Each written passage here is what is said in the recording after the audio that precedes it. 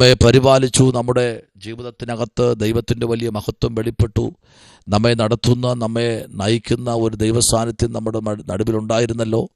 ആ കർത്താവിനെ പിന്നെയും നമുക്ക് സ്തുതിപ്പാൻ വകയുണ്ട്. ഇന്ന് പകലിൽ എല്ലാവരെയും ഓർത്ത് കർത്താവിനെ സ്തുതിക്കുന്നു. ഒരു പ്രാവശ്യം കൂടെ ക്രിസ്തീയ വന്ദനങ്ങളെ അറിയിക്കുന്നു. അല്പനിമിഷം ചിന്തിപ്പാനായി പ്രൈസ് ദി ലോർഡ് സദർശിങ്ങൾ 13-ാമത്തെ അധ്യായം അതിൻ്റെ 14-ാമത്തെ വാക്യത്തിലേക്ക് ശ്രദ്ധയെ തിരിക്കുന്നു. സദൃശവാക്യങ്ങൾ 13-ാം അധ്യായം അതിൻ്റെ 14-ാമത്തെ വാക്യം ഇങ്ങനെ വായിക്കുന്നു: ജ്ഞാനിയുടെ ഉപദേശം ജീവന്റെ ഉറവ് ആകുന്നു, അതിൽ മരണത്തിൻ്റെ കെണികൾ ഒഴിഞ്ഞു പോകും. Praise the Lord.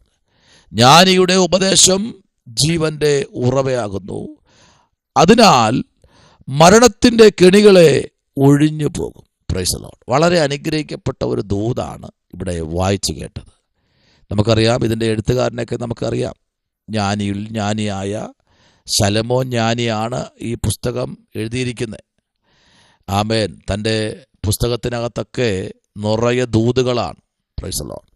പിന്നെയും ഇന്ന് ഈ 13-ാമത്തെ അധ്യായത്തിലേക്ക് വരുമ്പോൾ അതിനകത്ത് താൻ പറഞ്ഞിരിക്കുന്ന, ആമേൻ, സ്തോത്രം, ദൂതുകൾ ചെറുതല്ല കേട്ടോ, ഭയങ്കര ദൂതുകളാണ് ഇവിടെ ആമേൻ പറഞ്ഞിരിക്കുന്ന ദൂതുകൾ.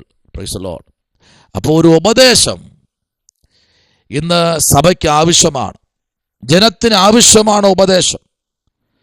ഉപദേശമില്ലാത്ത, ഉപദേശം ആമേൻ അനുസരിക്കാതെ പോകുന്ന വ്യക്തികളാണ് ഏറ്റവും കൂടുതൽ അപകടത്തിൽപ്പെടുന്നത്. സ്തോത്രം. നമുക്ക് ചുറ്റും ഒരു നേതൃത്വമുണ്ടെങ്കിൽ, ഒരു ഉപദേശം നമുക്കുണ്ടെങ്കിൽ ഉറപ്പായിട്ടും ആ സഭകൾ വളരും. ഉപദേശം സ്വീകരിക്കുന്ന വ്യക്തി വളരും. Price the Lord. ഹല്ലേലൂയ. നമുക്കറിയാം, ഒരുപാട് പ്രയാസങ്ങളിൽ കൂടെ പോകുന്ന ഒത്തിരി പേരെ നമുക്ക് കാണാൻ കഴിയുന്നു. ഉപദേശമില്ല. ഉപദേശം ആരെങ്കിലും പറഞ്ഞു കഴിഞ്ഞാൽ പോലും അവരത് അംഗീകരിക്കത്തില്ല. Praise the lord. ആമേൻ. ഹല്ലേലൂയ. അവരെല്ലാക്കാലും ഭയങ്കര ജ്ഞാനിയാണ്. അവരാരുടെ ഉപദേശങ്ങളൊന്നും അംഗീകരിക്കുന്നവരൊന്നുമല്ല. ഇനിയിപ്പം നിങ്ങളുടെ ഉപദേശമൊന്നും എനിക്ക് ആവശ്യമില്ല എന്ന് പറയുന്ന ഒത്തിരി പേരെ നമുക്കറിയാം. നമ്മൾ തന്നെ ചിന്തിച്ചാൽ മതി. ഞാൻ ഇന്ന ആൾ പറഞ്ഞ ഉപദേശം നമ്മൾ കേട്ടിട്ടുണ്ടോ എന്ന് നമ്മൾ ചിന്തിച്ചാൽ മതിയെന്നേ. ഇവിടെ ആ ഉപദേശത്തിൻ്റെ പ്രത്യേകത മനസ്സിലായോ? ജീവന്റെ ഉറവയാകുന്നു. Price the Lord. ഭയങ്കര ദൂതാണ്. അത് ജീവന്റെ ഉറവയാണ്. ആമേൻ. ആ ഉറവയാണ് നീ നഷ്ടപ്പെടുത്തി കളയുന്നത്. Price the Lord.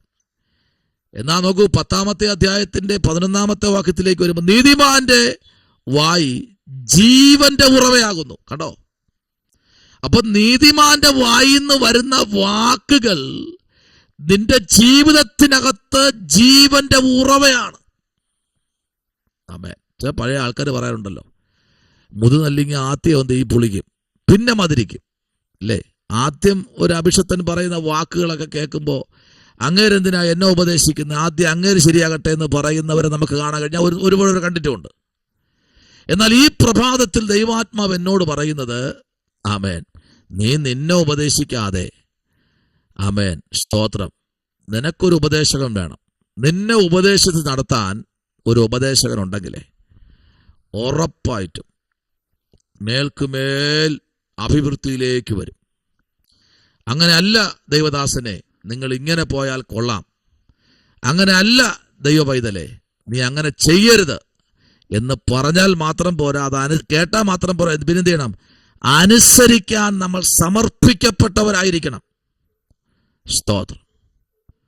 രക്തത്താൽ ജയം. അത് കേട്ട് അനുസരിക്കാൻ നമ്മൾ ബാധ്യസ്ഥരാകണം. അത് നമ്മുടെ ജീവിതത്തിനകത്ത ഉപദേശം, ആമേൻ, ആ വ്യക്തിയിൽ നിന്ന് വരുന്ന വാക്കുകൾ, അത് ജീവന്റെ ഉറവയാണ്. എന്നാൽ ദുഷ്ടന്മാരുടെ വായി സാഹസം മൂടുന്നു. സ്തോത്രം. അവരെങ്ങനെ ഞെരിപിരി കൊള്ളുക ചില ഉപദേശം കേൾക്കുമ്പോൾ.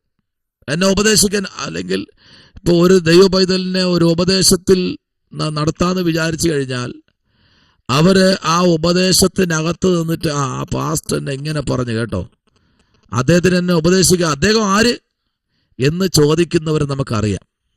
മനസ്സിലായില്ലേ? അപ്പോ അങ്ങനെ ഉള്ളവർക്കൊന്നും നന്മ പ്രാപിക്കാൻ പറ്റില്ല. സ്തോത്രം.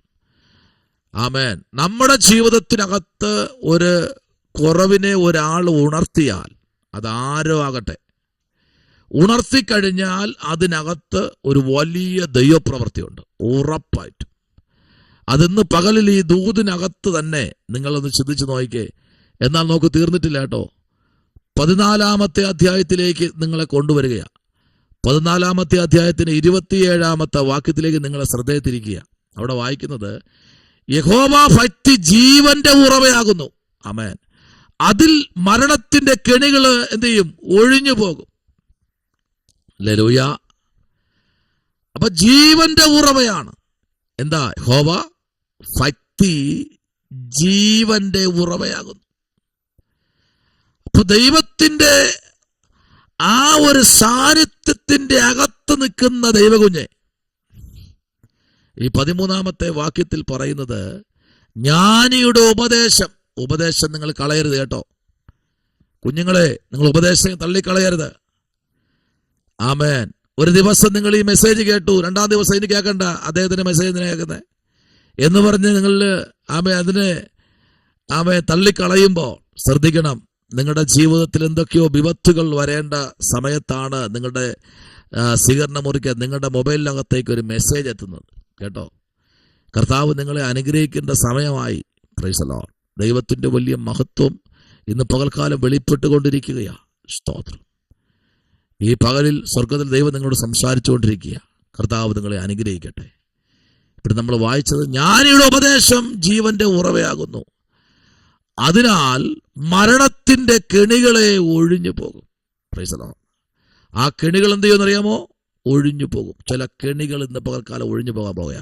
കാരണം നീ ജീവന്റെ ഉപദേശത്തെ, ആ വഴികളെ, ആ ഉപദേശത്തെ കൈപ്പിടിച്ചതുകൊണ്ട്, മാർവോട് ചേർത്ത് വെച്ചതുകൊണ്ട്, അതെന്ത് സ്തോത്രം, പ്രൈസ് ദി ലോർഡ്, സ്വാഗതം ചെയ്തതുകൊണ്ട്, അത് ആ ഉപദേശത്തിൽ നടക്കാൻ തീരുമാനമെടുത്തത് കൊണ്ട് ചില മരണത്തിന്റെ കെണികളെ ദൈവം ഒഴിച്ചു കളഞ്ഞിരിക്കുക. കണ്ണുകളടയ്ക്കാൻ പ്രാർത്ഥിക്കാം. പരിശുദ്ധനായ ദൈവമേ, ജനത്തെ പൂർണ്ണമായി ഏൽപ്പിക്കുന്ന സ്വർഗ്ഗം അവരെ അനുഗ്രഹിക്കണം. വാഹനങ്ങളിൽ രക്തം കൊണ്ട് മുദ്രയിടണം, അത്ഭുതം ചെയ്യും. യേശുവിൻ നാമത്തിൽ തന്നെ. ആമേൻ. God bless you. ദൈവം അനുഗ്രഹിക്കട്ടെ.